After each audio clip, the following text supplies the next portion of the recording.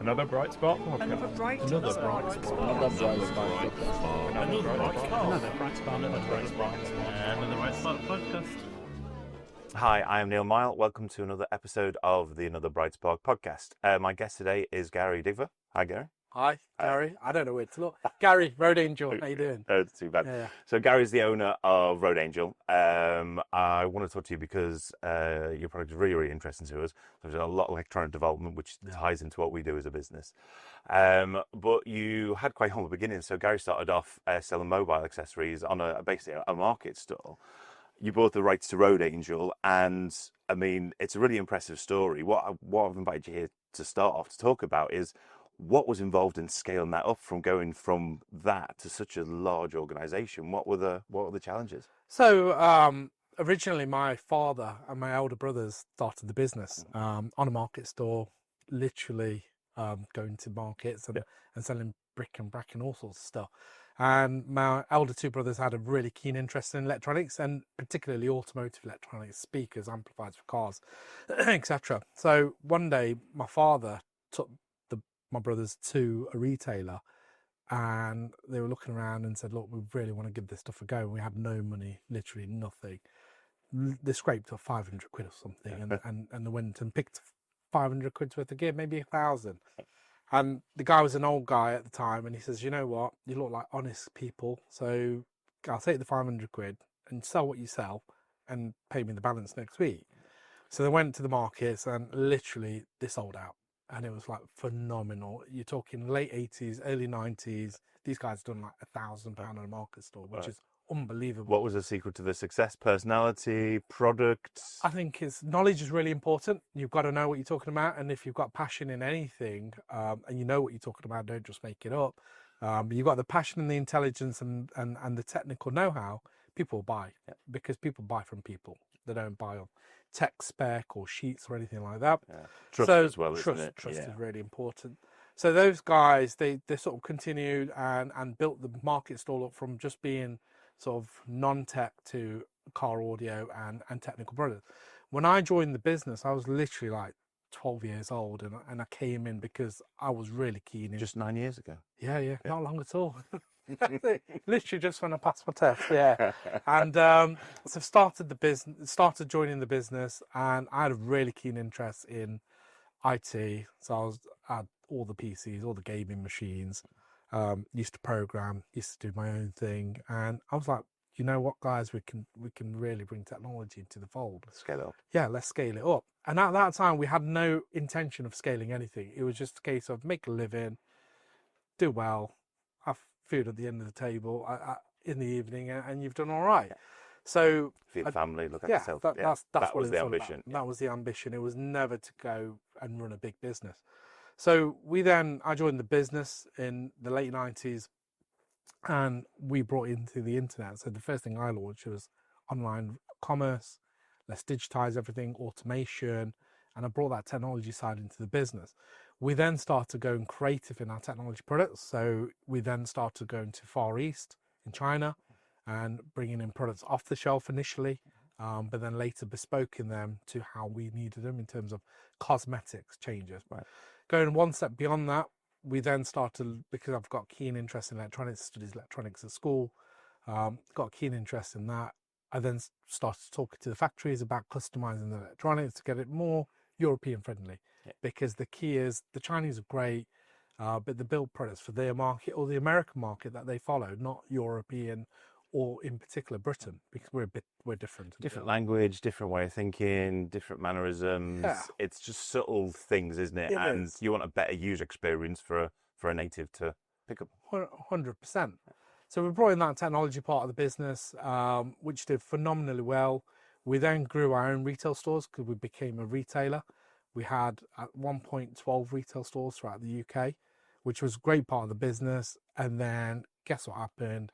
The big crash of 2008. Literally the whole world just went up in flames. We had major customers go bankrupt on us. We had people owe us money. Right. We had to really rationalize the business, and it was a case of what should we do? How should we do this? So we then just moved into our big headquarters, which was 7-acre site. We had loads of aspirations. Great timing. perfect timing. Beautiful showroom. Really went to the nuts on the whole design thing. Yeah. Completely empty. Yeah. TV screens above the urinals, state of the art. And then guess what? The whole world crashed. Yeah. Like, what do we do? How do we pay the? How do How we do we do? keep the lights on? Yeah. Hey. That was it. And it was a point of survival. You have to survive. Yeah. Well, then you're back to can we put food on the table at that point? Absolutely. I suppose. Yeah. 100%. So it was a case of we survived. We went through it. We came out the other side. But it's quite an interesting story. I went into licensed electronics first. So before Road Angel, I did licensed electronics. And at the time, it was my youngest who was big into Dora the Explorer. Okay. And I was in one of the Chinese shows as you go into China, and digital photo frames became a big thing. So I called up Nickelodeon. I'm like, hey, this is Gary Digva from a company in Nottingham in Vase. I'm interested in having a license for Dora the Explorer. And they're like, really? They checked my company out. They're like, you do car audio and electronic products. I said, yeah, no, I've got a good idea. I'd like to float it by you. Said, no problem. Guess what? Nickelodeon came up. Yeah, they turned up to my office to explain to them my business plan, what I choose to do. And I launched a range of licensed electronics. So that was digital photo frames, DVD players, headphones, MP3s, toasters, and all that kind of stuff under SpongeBob SquarePants and Dora the Explorer. Which are really common now. You get like branded Mickey Mouse, Mario headsets. This took in 2007, 2008. Yeah. Sorry, no, 2009 actually launched that. Within a year or two, I had products in Asda, Sainsbury's, Morrison's, Comet, Curry's, Argos, you name it. I put it everywhere. Yeah. What a turnaround. Yeah, phenomenal. So really transformed our business, but it was boring. Right. Licensed electronics, headphones. We get the headphones over from manufactured in China, manufactured abroad. Absolutely. Sending all the graphics over, printed over there, imported straight in. Yeah. Yeah. Boring business. Yeah. It was great fun. Yeah. And then the return starts stockpiling because you quickly learn that electronics, to buy cheap, you've got to build cheap, you've got to buy cheap components. Not good quality. Not good quality at all. And that got my interest thinking. So then started with Road Angel. So we were a customer of theirs. We very quickly became their #1 customer throughout the world. And I then approached them and said, hey, you know what? Let me buy you guys out. And they laughed and they walked away. Yeah. And then I approached them again and said, let me buy you out. And they laughed and walked away. And then one day I got a phone call to say, hey, you interested? Yeah. The timing's right. And I think everything's about timing. Yeah. Right time, right place, everything happens. Yeah. The moon and the stars align and the rest is history. So we acquired Road Angel. And for clarity, for the viewers, Road Angel specialise in? With speed awareness. So we do speed camera detectors. So we call it now a speed awareness device, which tells you if you're breaking the speed limit. Yeah. And this is an in-car device. Yeah. And then dash cameras. So for recording accidents, parking mode, things like that. And then also car stereos. So we're an automotive brand. We're focused on automotive. And our ethos for Road Angel is trying to make the road safer, not just for the driver, but for all people who use the road, and not just people, animals as well. Because we believe in saving lives, whether those lives are human or animals. We all love animals.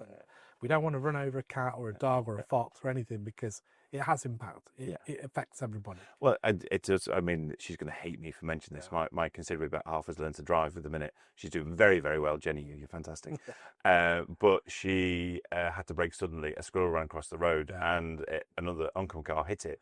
And she was just in tears. It is quite traumatic. We've all hit things. And it's not pleasant. Yeah, 100%. And people don't want to do it. So our Road Angel ethos is, let's make the road safer for everybody. We believe in, if you drive at the right speed at the right time, you'll have enough time and enough stopping distance to really stop. And it's time that you need. You need space. When people are driving 40 and a 30, it's 30 for a reason, because if you lose concentration and someone runs out in front of you, if you're traveling at 30, you can stop in the right amount of time. Traveling at 40, you can't. You're going to hit that person, and that's going to be damaging. So we want to bring people down to the right speed limits. And then if in the eventuality you do have an accident with another car, not a person, you've got it caught on your dash camera. And then dash camera is not just about catching an accident, it's about making sure that the second biggest asset that you own outside of your house, chances are, is your car, is to protect your vehicle. Yeah. And make sure it's safe when it's parked in the car park or outside on the street, wherever it is. Big investment. Yeah. Makes sense. So there's a few things I want to unpack here, because I can envision two challenges. Challenge one, let's talk about manufacturing overseas, so far shore, near shore challenges, and then also obviously integration from car manufacturers. That's going to be huge. But so let's jump over to manufacturing and outsourcing. So you're outsourcing still in China? No. Manufacturing, or what's your supply chain? We manufacture in China. Yeah. But R&D is done in the UK. Okay. Yeah, so very quickly, from my years of dealing in licensed electronics, you understand components have a value. The better the quality of the components, the better the construction methods, the better you design a product, the longer it's going to last. And we don't like returns. We want to sell the product and we don't want it to come back. So all our road reputation, absolutely. So we give 3-year warranties standard on Road Angel, and our returns are down to less than 0.5%.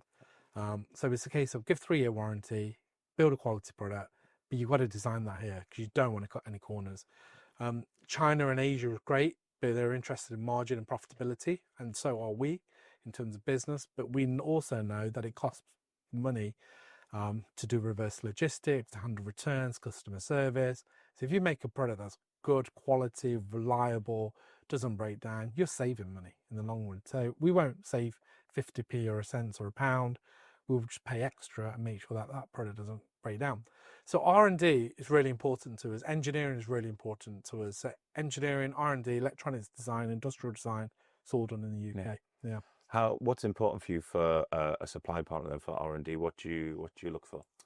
And just for clarity, Gary doesn't work with us. I'm genuinely interested. Yeah, so it's not a pitch. Yeah, I've known Ignis for many years. Ignis was brought to us by our old R&D director, which is John Gooch. We had meetings with Ignis back in the day. What we look for with a good partner is, one, they've got to understand our ethos, what we're trying to develop. Two, they've really got to be an expert in what they do. Which, if you're looking at opticals for dash camera, we need a partner who's got experience in dash cameras or optical experience. And three is to make sure that they're not too expensive or they're going to miss deadlines. So they're the three most important factors for us straight forward. And it's important to us that we trust our partners and we can build a long-term relationship. Like you said, people buy from people, that trust's important, they're knowledgeable, that good stuff. I'm really interested in you working abroad as well for your manufacturing. So obviously with the licensing for the Door Explorer, it was cheap product, licensed merchandise, that kind of stuff. What was the process of going from a better quality Chinese manufacturer? Because they can do both. They can do cheap knockoffs, but they can do some really good quality. Look at the BYD EV cars. That business is exploding over there. It's a huge industry. So people watching this, some people watching this will be entrepreneurs. They're thinking about going abroad to manufacture. What was your experience and what was that process? How did you find a really good quality manufacturer going from a previous life? What was that like? Very difficult. You can't just go to China and expect to just pick up the yellow pages. Not at all. Yeah, it's really controlled. Sure. You won't be able to read it anyway with any yellow pages. No, definitely not. And it's still to this day very, very difficult to find good partners because there's a lot of censorship out there, and a lot of things are controlled by the way that the country's ran. But partners are very important, and I have a fantastic partner out in Hong Kong who's stationed out in Hong Kong. We've just opened a base in China, and we employ local staff who've got 25 years of knowledge.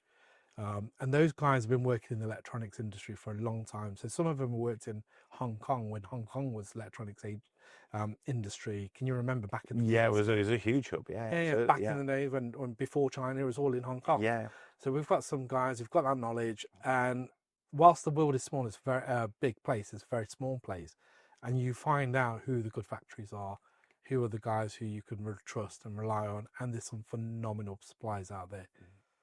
So we've got some great partners that we work with for many, many years. Two of our partners are European-based companies who've set up in China. So we trust them. They're very good, and we've been using them for many years. So you'd recommend getting someone local, knows the ground, Absolutely. knows who to contact. Yeah. Always important. Fantastic. I say trust is key.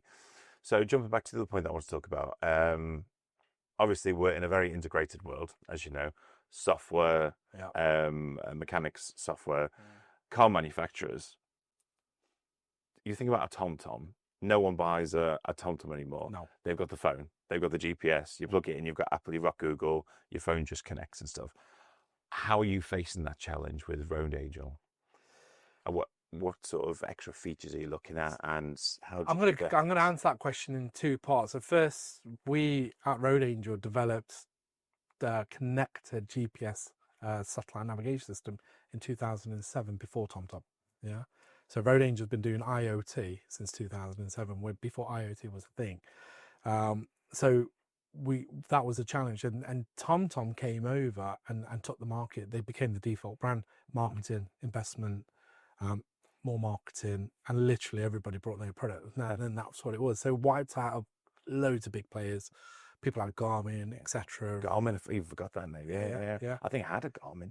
Yeah. So it did go crazy, and then we felt an impact to our business when the mobile phone became really big. You know, when the smartphone, everybody started buying. I think 2010, 2011, where it became more prevalent. I remember. App market became big. Yeah, no, I'm sorry to interrupt. I remember it was a really poignant moment. I had a drummer at the time, the previous drummer, and we were meeting up for a gig, and he turned up and he was using the Google Maps as a sat nav, and he had limited data, but he could use it. He goes, "Oh yeah, I've chucked my TomTom or Garmin, whatever he had." It's like, "Yeah, I just use this now." Yeah, because I know most of the streets, but ever just find somewhere, just plugs that in on this thing, and I was like, "What? You can use your phone to find places?" Navigate. Yeah, you don't need a map. No, I think I had a Nokia, not a 3210, but an early Nokia smartphone with the Windows OS. That was terrible. I got rid of it. I only had one of those phones. But yeah, it was revolutionary. It was like, what, you can walk around with you? Yeah.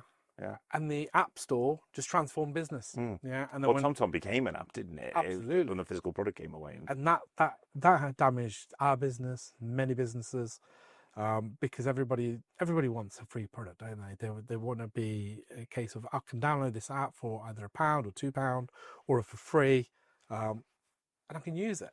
So the App Store really affected us as a business, because at that time, Road Angel was predominantly a speed camera detector, straight speed awareness product, and that's all we were focused on. Dash cameras wasn't the thing. So that impacted our business. With the integration of the car manufacturers working with Google, Apple, whilst that's the way the future's going, they've got lots of red tape, lots of compliance issues, lots of different laws in different countries. So it's not that seamless. So there's little gaps that we can find our ways in, and we're now talking to car manufacturers because we can do things they can't. Right. Yeah. So as an aftermarket perspective, we're talking to two major car manufacturers about how Road Angel can help solve some of their problems because they've got geographical barriers. Right. Yeah. And we can be a lot quicker and more a nimble. lot more agile. And a lot cheaper, because I think the project from their side is probably 20 million if they were to do it. Right. Much cheaper with Road Angel. Yeah. Do you do a lot of, I suppose, retrofitting for sort of older cars and some things? Absolutely. So we're the global supplier to Bentley Motors, globally for dash cameras. Our dash cameras are designed to fit in every Bentley, and literally they can be fitted from your 1920s Bentley to your 2026 model. Yeah. Oh, fantastic. So all our products are designed to be retrofitted. Yeah. You're very driven. Obviously, you've come from, I was going to say humble beginners then. That sounds very condescending. I don't mean it at all. But, you started off market store, obviously you've grown this, tenacious, had some really great ideas and been successful in business. Yeah. If we had some entrepreneurs look into this, they're thinking fired up, they're thinking of a career to build on their own idea, their own project, what would your advice be to them? In my market or in a different just market? in general, someone who's ambitious and hungry and an idea. You've got to be hardworking. You've got to be prepared to put the graft in. If you don't put the graft in, it's not a 9-to-5 job. You've all heard it on Instagram, social. You've got to be working all the time. You've got to have knowledge. There's too many people try and start businesses with very little knowledge. And if you know what you're doing, put your customer first, which is really important, and put all those business processes in place, I think you can be successful in any industry, whether it's waste disposal or tech or fintech, whatever you're working in. You get that ingredients together correctly, you'll do well. Yeah. And it's all about hard work, passion and knowledge with the customer at the focal point. It's interesting you mentioned hard work and then mentioned social media. I think there's an impression sometimes on social media that people just get the final snippet. It's like, oh, it's an overnight success story. What they don't see is the days, the hours, the years of what's gone behind that. It's like Chapel Rowan, all of a sudden she's an overnight success. Well, no, she's been crafted away for years and years. Absolutely. Yeah. And that is the problem with social media. People just see the end result. It's hard where people start from. Yeah. Sometimes the biggest businesses that you see today didn't set out to be a business. They fell into it. And the focus and the hard work naturally just excelled them. A great business, I mean, everybody knows the success of people like Apple and Amazon. But Amazon worked hard. Yeah, you've all seen the pictures of Jeff with his door desk, and he grafted. But he's a smart guy because he worked for a company who was saying, look into this internet thing. What is this internet thing? And the numbers just spoke for himself. And he had a very processed way of working out that I need to sell books because what other product can I sell, which has got loads of SKUs, you can go deep, can apply to most of the market. And he stumbled across books, and he's right. You've got millions of titles, essentially. And then he started Amazon. But then branching off into web services and then buying Ring, and they're phenomenal businesses. When he's very adaptable, isn't he? And when you took on Road Angel, what challenges did you face there? I mean, how it's a different business, different organization. Obviously, electronics kind of held it together, and obviously your passion for that and your interest in that, and you saw the potential of the business. But going from one to the other, what were the obstacles, and how did you overcome them? So there's many obstacles with Road Angel. One of them was infrastructure. So a lot of the time, at the time, I set up my own data center. So I had plenty of bandwidth, plenty of storage, plenty of data storage, and Road Angel were outsourcing them. And they were spending 20, 30 grand a month. You could see savings right away. Yeah, so straight away, the first thing I did, it was old kit, invested in new technology, brought the kit in, brought it in-house, and straight away we're profitable in terms of we're saving that money. And then we're pumping it into our other business, which was great. The customer service element of it, Road Angel didn't have it together. So the way they were handling customer service, they would spend maybe 2 or 3 hours on a call if a customer couldn't diagnose it, because the demographic of the customer was quite old. The technology was new. Customers would struggle. They spend hours on the phone. So the challenge was, how do we speed that up? How do My cup holder's not working. It's a CD tray. Yeah. So you've got these guys and they can't make the technology work. So it was a case of, the challenge was, how do we improve the customer service? So we dissected the business, we dissected the product, and the first thing I did is started designing a new product. Went to Cambridge, set up an R&D centre, employed staff. We obviously made a couple of rounds of employment, found the right staff eventually, and we designed our first product, which would address all the problems that we had with Road Angel, with the legacy product, with the issues with IoT, the latency, poor connectivity, in issues with windscreens, because windscreens are designed to keep everything out and everything in. So we had to penetrate windscreens with our GPS and frequencies, and we designed our new product. And the new product had an accompanying app because the app was emerging, the old product didn't. We had YouTube, so we straight away launched help videos. We made the onboarding process simpler. We said to our customer service teams, look, if a guy can't or a customer can't manage the setup, we'll set it up for them and we'll ship the unit out. And they were the type of challenges that we addressed. So there was many challenges, multifaceted, but we managed to solve them in bringing out a better product, easier to use, better customer service. And if you've got a problem, we'll take it back and give you a new one. You've got a case of, oh, we can help, you can add that on. But while you're there, did you also know, let's just say they've got a dash cam. Yeah. Did you know, oh, your stereos, we also do. There's a lot of upsell, cross-sell. And the more hands-on you get, I mean, I'm trying to say that you're trying to squeeze every penny out of them. But from a business point, customer service just makes sense, surely. 100%. Yeah. That's what it's down to, because you spend a lot of money acquiring customer.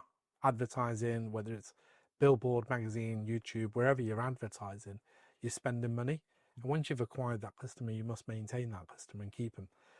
And it's so easy to maintain than it is to lose them and get them again. Absolutely, 100%. And that's what we focus on. We focus on maintaining our customer base. We've got a very good customer base. Once they join us, they don't tend to leave, because it's all about making sure that the customer gets what they need Not necessarily want all the time, because we have had some customers who just want everything. Of course they do. And you do have to say no. I want a free stereo and a car. And yeah. I'll tell you the story. This once I was in the office, and the phone kept ringing and ringing. It was like late, 8:30 or something like that in the evening, winter. I thought, this guy's really persistent. So we didn't have a sophisticated phone system then that would manage it through call handling. It was just ringing. So I thought, I'll answer it. So I answered it, and the guy's like, about time you guys answered. I said, we were closed. So, well, why did you answer the phone? I said, well, I was just working here, and you just kept ringing and ringing and ringing. It's been half an hour. So I thought, you've got a serious issue. I'll address it. It's like, yes, I've been driving on this road, A1, blah, blah, blah. This speed camera is missing. No problems. Give me a location. I'll get it added to the database, find out what's happening from the team. Right. Well, I want compensation. So what do you mean? He says, well, your product's not up to scratch. I says, look, whilst we missed the camera, that from what you're telling us, I don't know. I've got no access to the system. I'm just taking your word for it. I'm going to relay it on to the correct person. We'll address it tomorrow when the teams are back in. We'll go back to you. So, well, I want compensation. I said, well, what do you mean you want compensation? He says, well, your product's no good. I says, okay, if my product's no good, no problem. I said, send it back. How long have you had it for? I've had it for 1.5 years. It's no problem. I said, send it back. I'll give you full refund. Well, I don't want a refund. Well, why not? He says, I want compensation. I said, so you just after free money? No, I'm not after free money. I want compensation for my time. Sounds like free money to me. Absolutely. Yeah. And I said, look, I'd much rather just give you your money back in full. Yeah. I said, I'll refund your entire subscription, your cost of your goods, and we'll give you back your money. Well, no, your product is good. I said, well, no, earlier you told me it wasn't good. You didn't want... Which one is it? Yeah. Is it one or the other? Yeah. He's like, well, aren't you going to do anything for me? I said, yes, what I'm willing to do is get the database investigated in that area. Yeah. We'll report back to you whether it's a glitch in your device or it was a genuine missing camera, and we'll let you know. But we're not going to give you any free money. Yeah. Well, you've not been very helpful. I want to speak to the owner. Well, did you tell him? Yeah. And then they'd never believe you. They'd never believe you. They just think, no chance. But it happens. We're in the business, we're working, and we're making sure that it's there. Yeah, you can't get better customer service than the owner. I mean, absolutely. He doesn't pick up every phone call, so please don't. I don't want you to get inundated with phone calls now. But you can't get further than that. No. And you do learn. I tell you what, I do learn a lot from my customers. Yeah, in my main office, where all our salespeople sit and our technical guys, I have a desk in the corner, a bit like this, desk in the corner, because I listen. And that's really important. My parents always used to say, and everybody says it, 2 ears, 1 mouth. Listen more than you talk. And when I'm sitting in the office doing my work, I can hear what's happening in the office. And very quickly, you find out if there's a problem. You find out what you're good at. You find out what you're not so good at. And you find out if the staff are happy. And you just help address it. Yeah. I had something that sort of blew my mind a little bit. It was a couple of years ago. I was sitting in a marketing and sales seminar. And the guy giving the talk basically said, you don't know your business. You don't know the experience of your business because you don't receive your business. No matter what you think your organization or your business does, unless you're on the other side, you've got no idea. Absolutely. And it's just like, of course, it's perception, isn't it? It's like people think that it's like almost psychological. It's like, I have an idea how people perceive me, but that doesn't exist because it's not in their heads. What's in their heads is completely different to what's in yours. And you guys are engineers. When you've got an engineer designing a product, you need to go through UX, UI design. You need to have customers touching it. You need to go through a focus group because engineers, we do things that are different, quirky. We know all the ways you should do it, but we don't use the product all the time, day in, day out. So the focus groups are really important. I always say, if my mom can use it, it's a great product. So if she can't use it, back to the drawing board, start again. And that's no diss on your mum. No, not at all. No.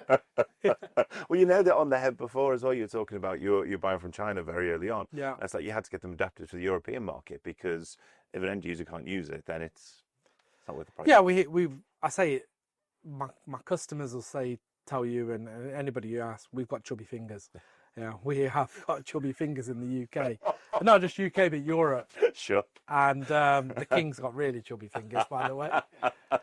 But I hope he's not watching this. Yeah. But I remember shaking his hand once and just thinking, wow, okay, your hands are big. They're like big, like men hands. But yeah, that makes a difference because at the end of the day, when you're developing a product, especially a touchscreen user interface, if the button's too small and then you put that into a vehicle, then you're driving, then you've got bumps and suspension and potholes, you're all over the shop. Yeah, absolutely. Yeah, so it's really important. So the key for me is to make sure you design good quality products in the native country where your customers are going to be. Makes perfect sense. Which is always important. Yeah. Okay, so what's next? What's in the roadmap? What's coming up for So Road Angel? What you can talk about anyway? So give us a taste. So we've got loads of stuff on the pipeline. I started the podcast off with technology, making roads safer for all. We're developing products for many different organisations. We can't talk about who we're developing what for. Sure. But the key is bring technology to the everyday person in their vehicle to make sure they can drive safer. So one of the new innovations that we've got coming out for next year, which I will talk about, is ANPR on a dash camera, which is phenomenally new. Reason why people buy 4K or higher resolution dash cameras is to look at the number plate. You've been hit by a car. Can I see the number plate? So ANPR as well is registration plate recognition. You see them in car parks when you go in. You see a registration plate come up, and a lot of car parking companies use it, don't they, to sort of issue fines and that kind of stuff. And it's used in a lot of ways. But yeah, it's absolutely. Yeah. And that's what we're using. So that launches on our new product next year. So hopefully by May they'll be sold in most retailers. We'll have ANPR working on standard, which will then say, if you've been hit by a vehicle, this was the actual number plate off that vehicle, using AI technology to determine that. Wow. Yeah. So we're bringing in a lot of AI. We're working with a lot of camera technology, different coatings, reflections, just to make the dash camera perform better, and to give you a better experience. The other thing that we're bringing in, Road Angel is great for speed awareness. So you have to buy a Road Angel Pure Sync or a Pure One, which sits on your dashboard, and then you have your dash camera that sits on your windscreen. So next year we'll combine the two into one. So we'll have a dash camera that sits on your windscreen that will give you everything that the Road Angel Pure Speed Awareness does via your dash camera. Okay. Yeah, which more is integrated. Yeah. More integrated. We're launching into Europe. We're launching into America. So yeah, we've got a lot on the horizon. Fantastic. Sounds really exciting. It is exciting. 4 new patented products as well for next year. Oh, fantastic. So it's Brilliant. good. Exciting times. Yeah, brilliant. Gary, it's been an absolute pleasure. Thanks for coming. Wonderful. Thanks, Neil. Thanks for having me. Cheers. Hi, I'm Neale. I'm the host of Another Bright Spark podcast. It's hosted by Ignis. Who are Ignis, you're probably asking? Well, Ignis are an electronics design agency. We're based here in Nottingham. We have a bunch of really talented hardware engineers and an equally bunch of talented software engineers. We speak to a lot of interesting people in the technology space. We have business leaders, business coaches, engineers, YouTubers, electronics experts. We thought it'd be a really good idea to leverage their expertise and to give you something a bit back. We've got some really great guests coming up, so make sure you subscribe, click your notifications on, do all that good stuff. Don't want to miss it. Hope to see you there.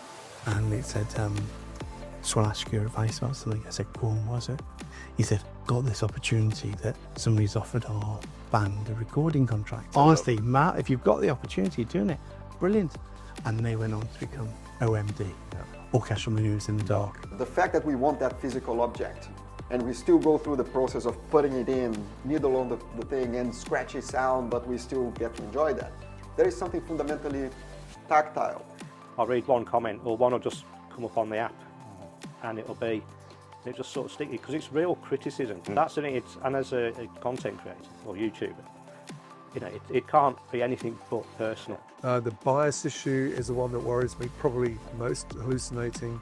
I'm not technical enough to know if that can be addressed, but the bias issue does worry me, because at the end of the day, how are you going to remove that from AI? We used to say it would be 3 to 4% of a graduating class at university might think about doing entrepreneurship, and only half of them, if that, would try. Now you've got 25, 30% of a class thinking about it, £100,000 of Yeah. Michael Sheen's own money, so Yeah. he wasn't paid for filming. He essentially footed the bill for the whole project, made Right. it all possible. And he bought on the secondary debt market £1 million of consumer credit and then wiped it off. So that was, we started off calling it kind of the debt heist. That was sort of an early working title. And what you end up is a battle of the bots. You've got them using AI to try to do something, and me saying to my AI. So suddenly we've now got bot wars, AI bot wars, Hosted by Craig Charles. Exactly. We have some great guests with some amazing stories coming up. You don't want to miss out. If you've got an idea of a guest for us, let us know in the comments below. Otherwise, make sure you're subscribed. You really don't want to miss it. Thanks for watching.